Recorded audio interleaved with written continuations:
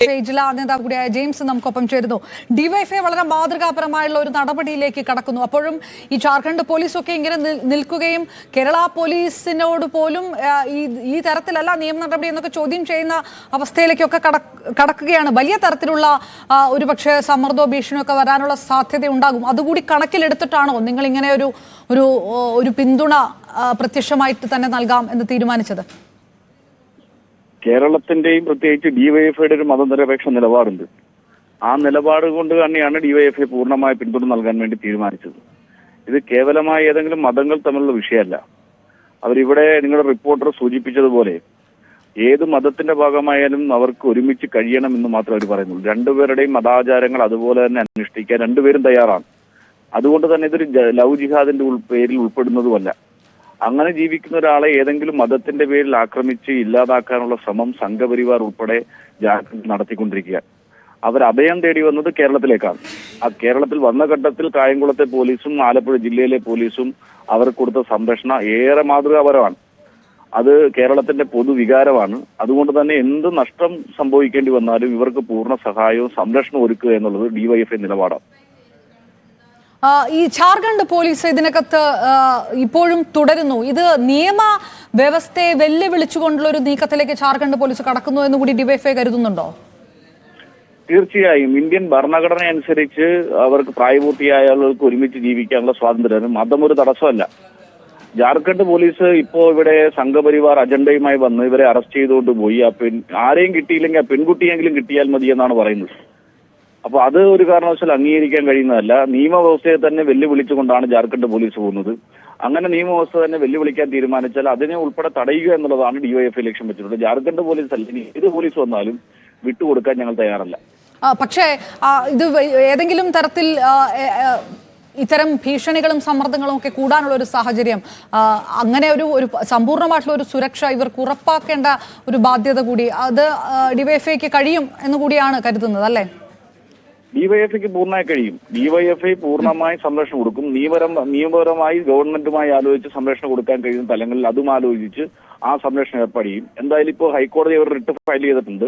അതിന്റെ വിധി ഉച്ചയോടുകൂടി വരത്തുള്ളൂ. 2 മണിക്ക് ശേഷം അത് പരിഗണിക്കുന്നത്. അതുകൂടി വന്നതിന് ശേഷം ബാക്കി നടപടികൾ എന്താണെന്ന് സംസ്ഥാന നേതൃത്വമായി ആലോചിച്ച് ബാക്കി നടപടികൾ സ്വീകരിക്കുന്നതാണ്. നന്ദി. ഡിവൈഎഫ്ഐ ആലപ്പുഴ ജില്ലാ നേതാവ് കൂടിയായിട്ടുള്ള ജെയിംസ് ആണ് പ്രതികരിച്ചത്. ശരണ്യ, ബാക്കിയാകുന്ന വിഷയം അത് തന്നെയാണ്. ഇനിയും ഒരുപക്ഷെ അവരുടെ ബന്ധുക്കൾ സാധ്യത, പോലീസ് എത്താനുള്ള സാധ്യത, അത്തരം സമ്മർദ്ദം ഉണ്ടാക്കാനുള്ള സാധ്യത, പരിപൂർണമായിട്ട് ഒരു സമ്പൂർണ്ണ സുരക്ഷയോടുകൂടി എത്ര കാലമാണ് നിൽക്കുക എന്നുള്ള ഒരാശങ്കയൊക്കെ അത് പരിഹരിക്കാൻ കൂടി ഈ പിന്തുണകൾക്ക് കഴിയും എന്നുകൂടിയാണ് ഡിവൈഎഫ്ഐ അടക്കം പറയുന്നത്. ശരണ്യ, അങ്ങനെ തന്നെ വിലയിരുത്തണോ?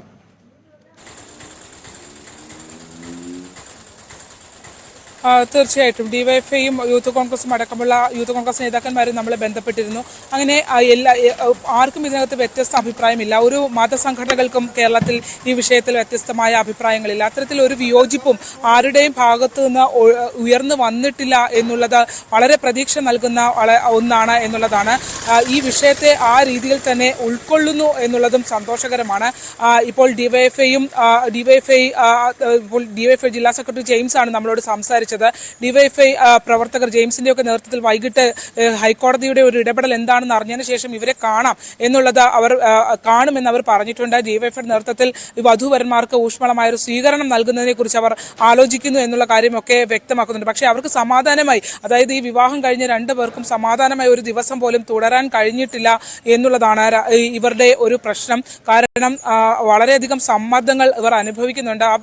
ആ പെൺകുട്ടിയാണെങ്കിലും ദീർഘനാളായി ഈ ബന്ധത്തിന്റെ പേരിൽ വീട്ടിൽ നിന്നാണെങ്കിലും ഒരുപാട് ബുദ്ധിമുട്ടുകൾ നേരിടുന്ന ഒരാളായിരുന്നു. അതുകൊണ്ട് തന്നെ ഇപ്പോഴും ഒരു സമാധാനമില്ലാത്ത അന്തരീക്ഷത്തിൽ തുടരുന്നു എന്നുള്ളതാണ്.